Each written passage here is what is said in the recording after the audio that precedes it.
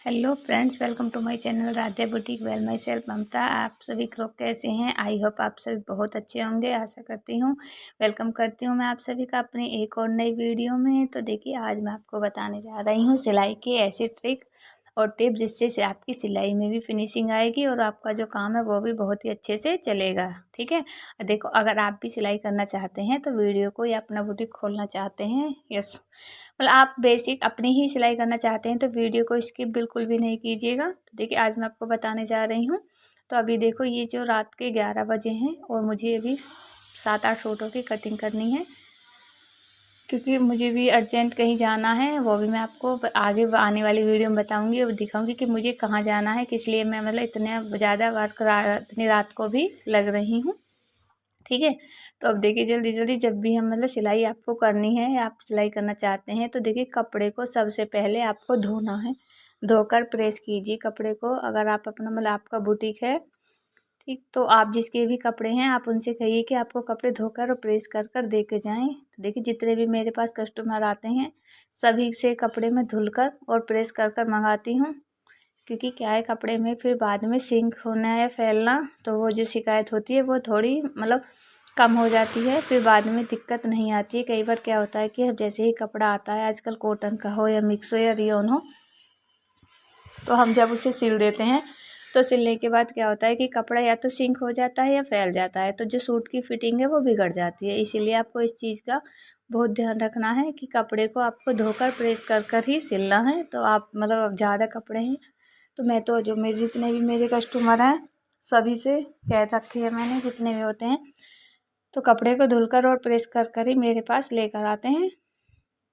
ठीक है, तो मेन चीज़ तो होगी ये। देखो, जब हम कपड़े को धुलकर और प्रेस कर कर बनाएंगे तो जो भी हमारी फिटिंग मतलब बाद में जो गड़बड़ होती है धुलने के बाद, वो वाली बिल्कुल भी नहीं होगी। और जो इस फिटिंग में आपका सूट एक बार तैयार हो गया फिर उसी फिटिंग में रहेगा और आपको मतलब ना तो आपको ही कोई दिक्कत होगी ना ही आपके कस्टमर को। ठीक, तो इस चीज़ का भी आपको बहुत ध्यान रखना है। आगे देखो, क्या होता है कि जब हम मतलब किसी का नापा लेते हैं तो आपको इस चीज़ का भी ध्यान रखना है कि आपको नाप लेने से पहले सूट का एक तो कपड़े को चेक कर लेना है कि आपका जो मतलब कस्टमर का जो कपड़ा है इतना हैवी या नहीं। कई बार क्या होता है कि जैसे लेंथ ज़्यादा रखते हैं लेकिन कपड़ा थोड़ा, किसी किसी कपड़े से लेंथ निकल नहीं पाती है, बाजू निकल नहीं पाती हैं, तो बाद में फिर दिक्कत होती है। क्या होता है, कई बार मेरे साथ भी ऐसा हुआ है कि मतलब पहले मैं ध्यान नहीं देती थी इस चीज़ का कि बाजू निकल रही है नहीं निकल रही, सूट कर दो।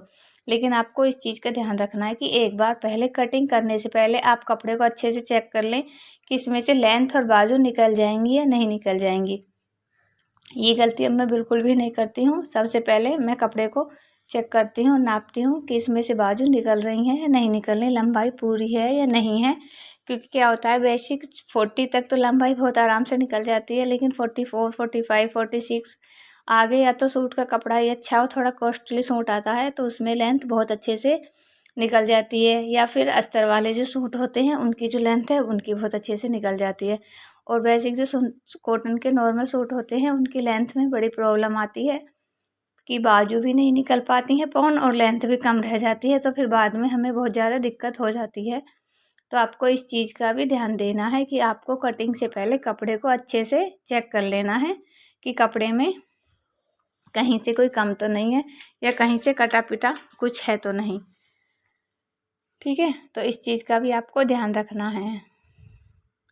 और आगे फिर मतलब उसके बाद क्या होता है, जब हमने कपड़े को अच्छे से बनाना है फिर उस पर मतलब तुरपाई उरपाई अच्छे से चेक करके फिनिशिंग से प्रेस व्रेस करके अच्छे से उसको मतलब रखना है। और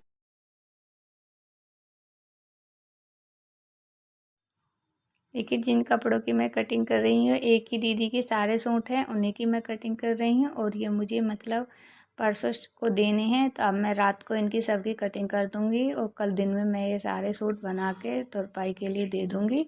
तो ये परसों सूट मुझे मिल जाएंगे सारे, और तो उनके परसों सूट में दे दूँगी। इसीलिए मैं रात में सारे सूटों की कटिंग कर रही हूँ। कटिंग का काम मैं ज़्यादातर रात में ही कर लेती हूँ, फिर क्योंकि फिर दिन में ना सिलाई अच्छे से हो जाती है। रात को सारी कटिंग अब भी मैं आपको आगे दिखाऊंगी किस तरह से सबकी रील वील मैचिंग की मिलाकर बिल्कुल मतलब सिलाई का काम मैं प्रॉपर एकदम से फिट करके रख देती हूँ। फिर मुझे बस सिलना रह जाता है। मॉर्निंग में मैं बहुत जल्दी से अपना काम फिनिश करके सिर्फ मुझे सिलना रह जाता है। और इसीलिए एक दिन में मतलब ज़्यादा सिलाई हो जाती है, जब रात को हमारी कटिंग होकर रख जाती है तो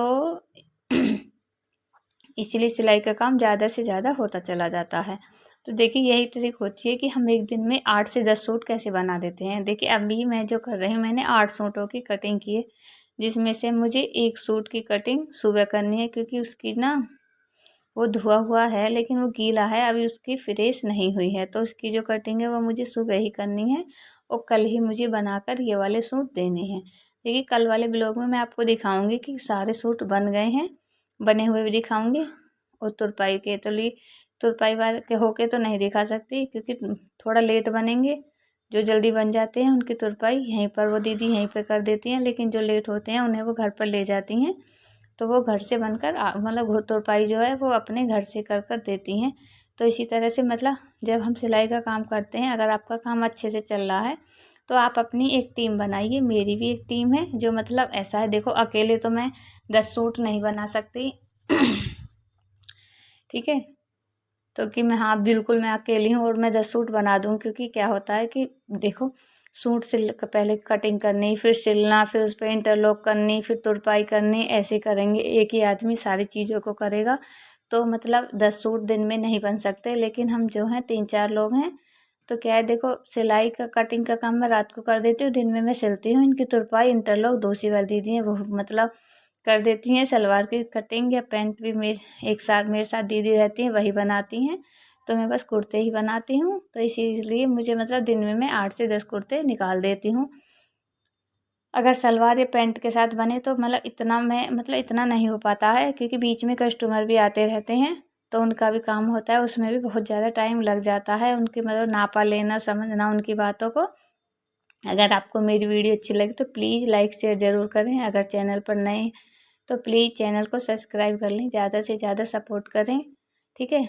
तो देखिए इतना ज़्यादा भी मतलब क्या है, टाइम की बहुत ज़्यादा शॉर्टेज है, कि इतना ज़्यादा भी टाइम नहीं मिलता है कि मतलब अच्छे से वीडियो की हम एडिटिंग पूरे दिन की कर सकें, मतलब एक छोटा सा ब्लॉग बना सकें। उसके लिए भी थोड़ी मतलब टाइम की दिक्कत होती है। अभी देखो रात के 11:30-12 बज चुके हैं, तो अभी मैं इसकी कटिंग कर रही थी। मैंने सोचा चलो छोटी सी एक वीडियो बनाकर ही डाल देते हैं, आप लोगों से भी मुलाकात होती है, मतलब बातें हो जाती हैं, आपके कमेंट आते हैं, अच्छा लगता है पढ़कर, ठीक है। आप लोगों को मतलब इतना सपोर्ट करते हैं, इतना प्यार देते हैं, तो आपके कमेंट पढ़कर भी बहुत अच्छा लगता है। और आप मतलब एक देखे कहते हैं ना कि यूट्यूब से एक फैमिली की तरह हो जाते हैं, तो अभी लगता है हर चीज़ जैसे अपनी फैमिली से होती है, तो हम भी चाहते हैं कि आपको हमारी हर चीज़ पता रहे, कि पर डे हम क्या कर रहे हैं, कितना काम कर रहे हैं, क्या क्या हम बना रहे हैं।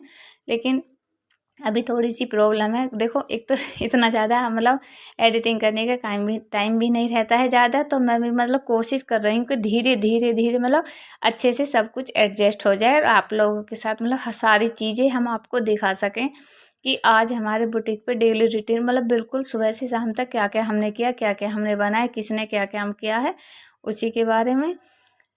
तो ये देखो अब बस जो सूट है उनकी कटिंग होने वाली है, फिर मिलते हैं नेक्स्ट वाले ब्लॉग में। देखिए प्लीज़ वीडियो को लाइक शेयर कर दें, अगर चैनल पर नए हैं तो प्लीज़ चैनल को सब्सक्राइब कर लें, वीडियो को ज़्यादा से ज़्यादा शेयर करें, सपोर्ट करें, ठीक है।